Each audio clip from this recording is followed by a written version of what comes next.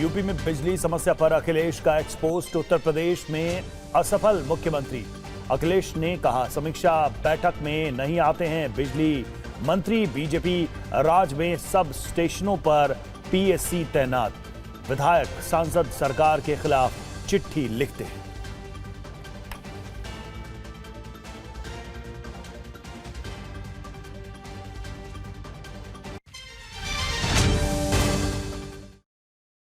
SIR की वैधता को लेकर सुप्रीम कोर्ट की तरफ से फैसला। देश में एसआईआर चलता रहेगा, सुप्रीम कोर्ट की तरफ से कहा गया है। सुप्रीम कोर्ट ने इलेक्शन कमीशन की शक्तियों को बरकरार रखा है। इलेक्शन कमीशन के पास एसआईआर कराने की शक्ति है। सुप्रीम कोर्ट की तरफ से यह कहा गया है एसआईआर कराना चुनाव आयोग का अधिकार है। यह सुप्रीम कोर्ट की तरफ से टिप्पणी। तो देखिए, इस वक्त की बड़ी खबर यह है कि सुप्रीम कोर्ट ने फैसला कर दिया है एसआईआर प्रोसेस चलता रहेगा। यह है सबसे बड़ी खबर। एसआईआर की वैधता पर सुप्रीम कोर्ट का यह बड़ा फैसला है। एसआईआर प्रोसेस जारी रहेगा। सुप्रीम कोर्ट ने इलेक्शन कमीशन की, चुनाव आयोग की शक्तियों को बरकरार रखा है।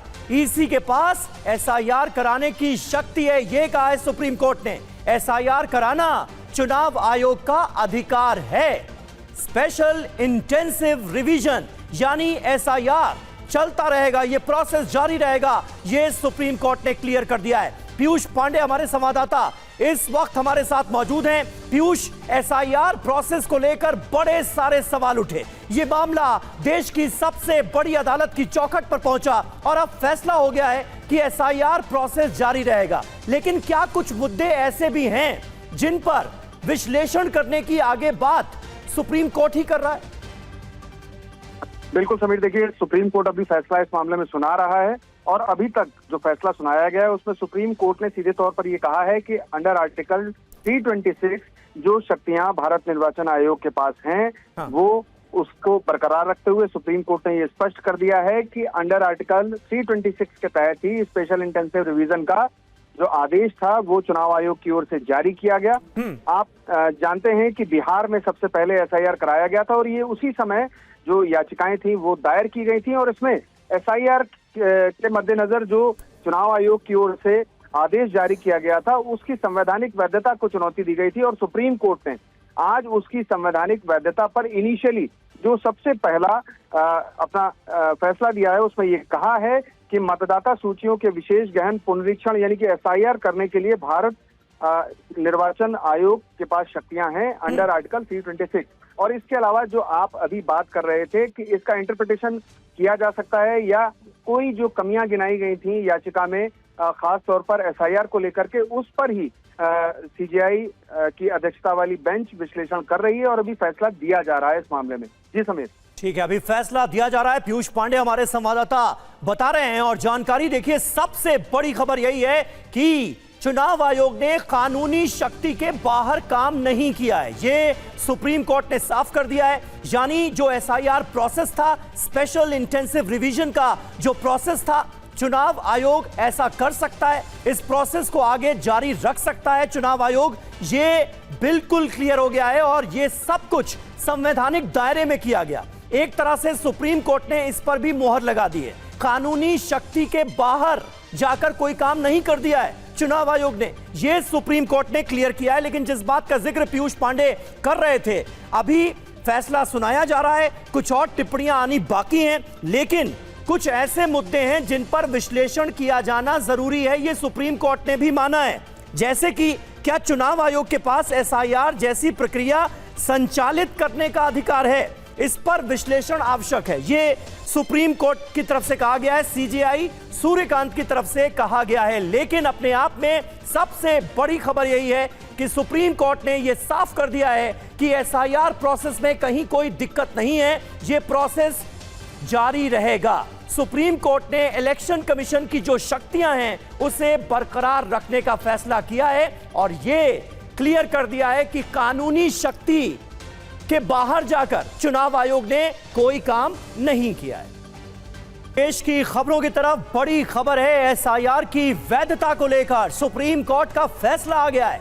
देश में एसआईआर प्रक्रिया में कोई खामी नहीं है, ये सुप्रीम कोर्ट ने कहा है।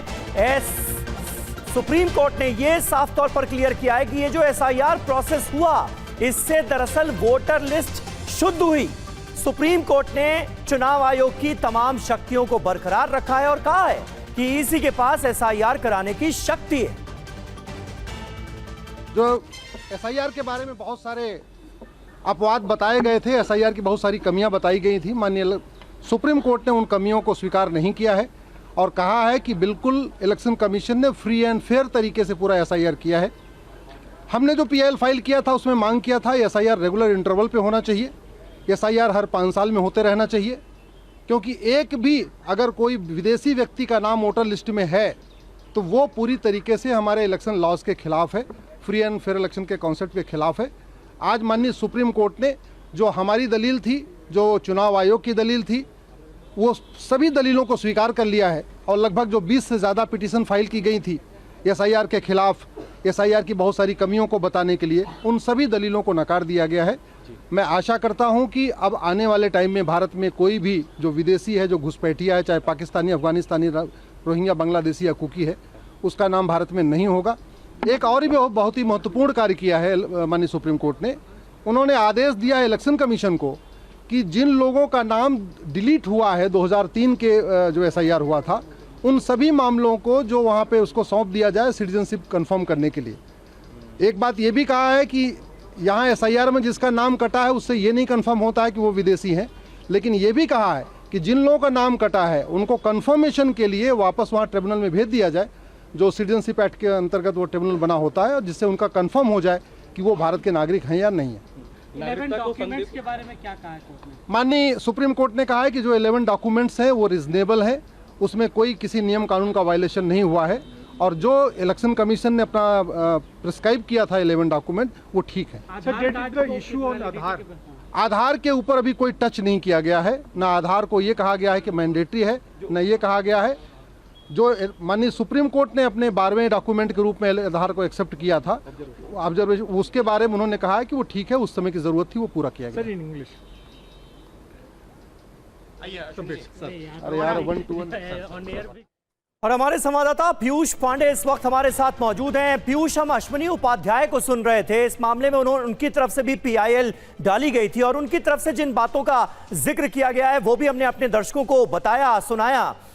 जरा बताइए कि इस पूरे फैसले का मतलब क्या है? एसआईआर प्रोसेस को पूरी तरह से वाजिब, जायज बताया है सुप्रीम कोर्ट ने और कहा है कि सुप्रीम कोर्ट ने कि इलेक्शन कमीशन ने अपने संवैधानिक, वैधानिक अधिकारों का सही इस्तेमाल एक तरह से किया है। लेकिन अब आगे क्या? एसआईआर प्रोसेस को लेकर देश में ऑपोजिशन की तरफ से जो सारे सवाल उठाए गए, उसके बाद क्या ये पूरे के पूरे प्रोसेस पर सुप्रीम कोर्ट की अंतिम मुहर माना जाए? बिल्कुल समीर, ये सुप्रीम कोर्ट की अंतिम मुहर थी और सुप्रीम कोर्ट ने ये स्पष्ट कर दिया है कि चुनाव आयोग की ओर से अंडर आर्टिकल 324 और जो रिप्रेजेंटेशन ऑफ पीपल एक्ट है और इसके अलावा इलेक्टोरल रोल्स का जो नियम है उसमें से किसी का भी उल्लंघन नहीं किया गया। उसने अपनी शक्तियों, जो शक्तियां उसके पास निहित हैं, उसके तहत उसने प्रयोग किया और एसआईआर कराया। इससे जो इलेक्टोरल रोल है वो शुद्ध हुआ है। साथ ही सुप्रीम कोर्ट ने जो याचिकाकर्ताओं की ओर से दलील दी गई थी, ये कहा गया था कि नागरिकता की जांच कर रहा है चुनाव आयोग, तो इसको खारिज करते हुए सुप्रीम कोर्ट ने ये कहा है कि चुनाव आयोग नागरिकता की जांच नहीं कर रहा है, बल्कि वो सिर्फ नागरिकों को ही चुनाव प्रक्रिया में शामिल कर रहा है और इसके लिए निष्पक्षता बहुत ज़रूरी है, पारदर्शिता बहुत ज़रूरी है और पूरी पारदर्शिता बरती गई है और सभी नियमों और जो अधिकार थे चुनाव आयोग के, उनका उपयोग उसने सही तरीके से किया। लेकिन पीयूष, अभी अश्विनी उपाध्याय को हम सुन रहे थे। अश्विनी उपाध्याय तो ये कह रहे हैं कि अब सुप्रीम कोर्ट के इस फैसले के बाद, क्योंकि इस पूरे प्रोसेस को वाजिब माना गया है, तमाम संवैधानिक दायरों में इस प्रोसेस को अंजाम दिया गया, ये माना गया है। अब अश्विनी उपाध्याय ये कह रहे थे, उन्होंने एक बात बड़ी महत्वपूर्ण कही कि अब कोई बांग्लादेशी है, रोहिंग्या है, ये पता कराने के लिए अब उसे ट्राइब्यूनल में भेजा जा सकता है। मतलब ये तो तय हो गया कि आपका वोट कट गया, लेकिन आप भारत के नागरिक हैं या नहीं हैं, अब इसकी भी जांच हो सकती है। इसका क्या मतलब है? बिल्कुल समीर, देखिए ये प्रक्रिया अलग है। ये नागरिकता की जो जांच होती है वो होम मिनिस्ट्री के तहत आती है और होम मिनिस्ट्री इनिशिएटिव लेती है, पूरी जांच कराती है और अगर संबंधित व्यक्ति के पास उचित दस्तावेज नहीं होते हैं तो इस स्थिति में उसे ट्राइब्यूनल के पास भेजा जाता है और ट्राइब्यूनल के समक्ष यदि वो ऐसे दस्तावेज नहीं प्रस्तुत कर पाता कि वो इस देश का नागरिक है तो ऐसी स्थिति में फिर उसे डिटेंशन सेंटर में रखा जाता है और डिटेंशन सेंटर में रखे जाने के बाद जो ट्राइब्यूनल का आदेश होता है उसके बेसिस पर उसे डिपोर्ट किया जाता है जहां से भी वो बहुत शुक्रिया। और देखिए बड़ी खबर, नाबालिग यौन शोषण केस में राजस्थान हाईकोर्ट ने आसाराम के आजीवन कारावास की सजा को बरकरार रखा है। अदालत ने मामले के दूसरे अभियुक्त शिल्पी और शरद चंद को बरी कर दिया है। अगस्त 2013 में जोधपुर के आश्रम में एक नाबालिग छात्रा से यौन शोषण के आरोप में आसाराम को गिरफ्तार किया गया था। वक्त एक ब्रेक का।